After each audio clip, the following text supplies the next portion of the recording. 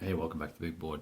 Having a look at Washington's Crossing, and I've had a read of the rules, and they're mostly done in paragraph format and therefore fairly densely worded. And some of the bits and pieces could have been summarized down, I think, in some tables or in sort of finer bullet points. There's also a little bit of mismatching with wording. You know, they use the leader value terminology when it's the leader's rating. And given that there's 4 values on the leader's counter, you want to make sure you're using the right number when you're trying to ascertain certain things. So that was a little confusing to get started with. But here we go. We're in. We roll for weather on the first turn, and the weather moved from snow to fair. And we roll for, well, we added action points going through the turn sequence. You add the action points in, so we've all got additional action points. And then we are activating a stack of units here. And these guys were just here, actually. And we're only moving them one, actually we're going to move them 2 hexes. They're going to end up here, I think, depending on how many movement points I have. And I'll talk about that in a sec. So you use the activation rating and the command span to determine who you can activate, which other additional leaders you can activate in a cascading chain of events. So, for instance, Washington here would cost 4 action points to activate him, and we do that over on a little track. This little track over here, and you consume action points there. We would use 4 action points to activate, for instance, green, and then so that would use up 3 of his 6 command span. You can see that there. And the second thing we did was we also activated Sullivan, and that was another 3. So that was a total of 6 of his points of the total 6 consumed. So that allows us then to go and activate those 2 leaders, who then subsequently activate folks underneath them in a similar manner. So, and you spend 3 additional action points to activate this guy and 3 to activate this guy. So we've spent a total of 3 plus 3 plus 4. So we've spent 10 activation points out of our total of, I think we had 22 or something like that to start with. I forget. So now they're activated, we've got to work out what we're going to do with all these guys, and so you want to roll for movement. Every turn you roll to get a movement rate. So you roll the dice, and I just said, well, hey, look, I'm going to move this entire stack, so that means they're all going to use Washington's movement rate. Excuse me. And so I just have to roll 1 time, and that will give me, on the table, a result of how many movement points I have. Just look at this handy-dandy little movement matrix here, and it has some DRMs and bits and pieces like that, and we work out that because we're fatigued, we're going to lose a couple of movement points. Nevertheless, I have enough movement points to go 1 into this hex plus 1 for the zone of control, 2 into this hex plus 1 for leaving the zone of control, 3, and then another 1 for entering another zone of control, 4. So we go through that little exercise there, and we move the pieces. I've also got these guys activated.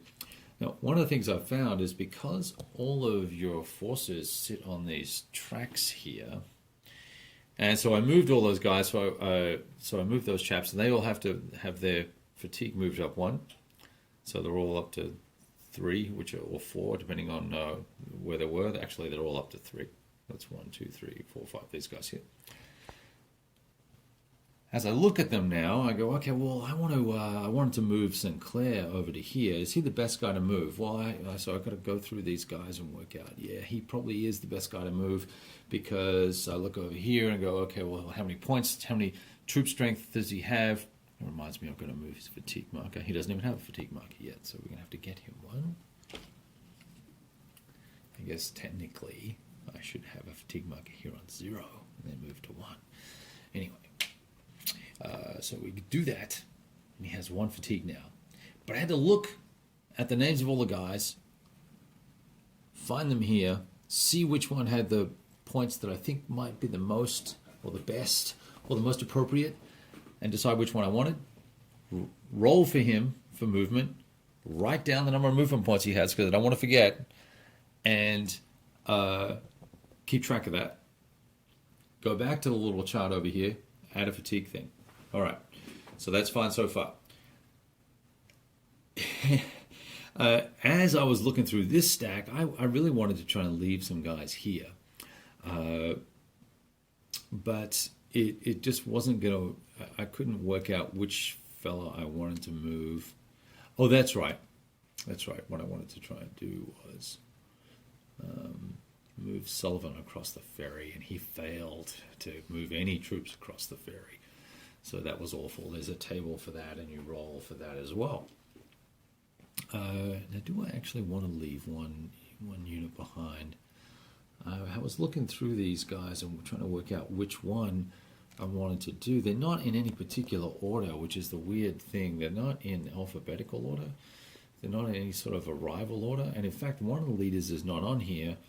And I don't know whether that's a mistake or whether he's just not used in this way. But Green, the leader Green, this guy, is quite a good leader, is not on the chart.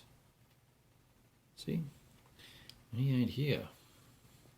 There's Glover, and I've looked at this 10 times. I'm pretty sure he's not here. Anyway, maybe he's hidden somewhere. So I wanted to leave one guy behind, and so we try and block the retreat path. So let's just say we drop off Stephen, he has 300 strength. Okay, maybe that'll do. Maybe that'll be enough. Because I don't really know what I'm about to fight against. Although I can look up here at Rawls' forces, and we can see that he has 1,040 troops. But we don't know that. Okay, well, let's not worry about what I was talking about in terms of dropping off and picking up or whatever it was I was saying just a few moments ago. Half an hour has now passed by, and I forget. But what I was trying to do was move units up here. And so we were going to drop off a unit here to help with blocking the retreat or potentially inflicting more damage with the retreat. And then this, there's also would be a potential benefit if I, in a combat, if that leader had 400 strength points in it, then it would give me an additional flanking bonus. Unfortunately, it doesn't, and none of the other units do.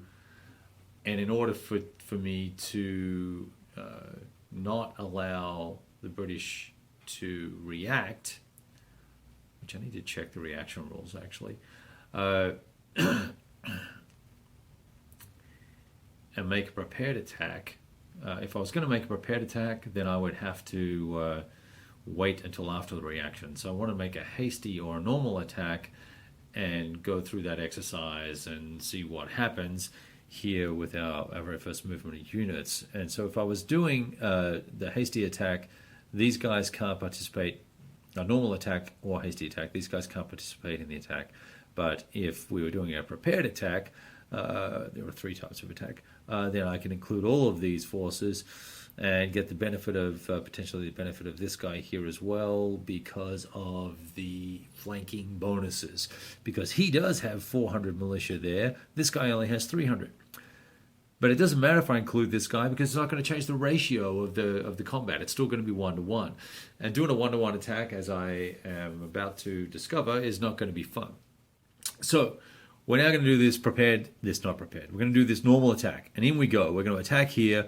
We've got enough movement points. We went to here, and then we have to pay 2 or 3 movement points to attack in here. And so this guy and his 4 other little erstwhile leaders, we now go over to the table, and we count up all their factors here. We find them over here, because they're not in alphabetical order. We find them. We total them all up. And then what happens? Well, then we've got a bunch of tables that we're going to look up. But we're going to cheat. And we're going to use the little tool that Mark from the Grognards put together. And what we're going to do here is just check off the leaders that we have, and we're going to make sure that all the current strengths are accurate, which they are because it's the at start values. And so it gives us a total strength of 1750 and a fatigue level of 3, and the defender has 1240. Defender's fatigue is 2, and we have 2 outflanking hexes because you include the leaders, the actual hex you're attacking from as well. Still only a combat ratio of 1 to 1. Now, and you can see here all the different terrain and bits and pieces that you're supposed to include there. We're doing a normal attack. And then look, the British win. We rolled the dice, we rolled surprise, we rolled 1 and 2 on the combat result table. Smashing effort, really, by Georgie. And that is 1 victory point for the bad guys, for those imperialists, those guys who want to keep control of their empire. How dare they? That is a combat. That is 1 round of action in Washington's Crossing.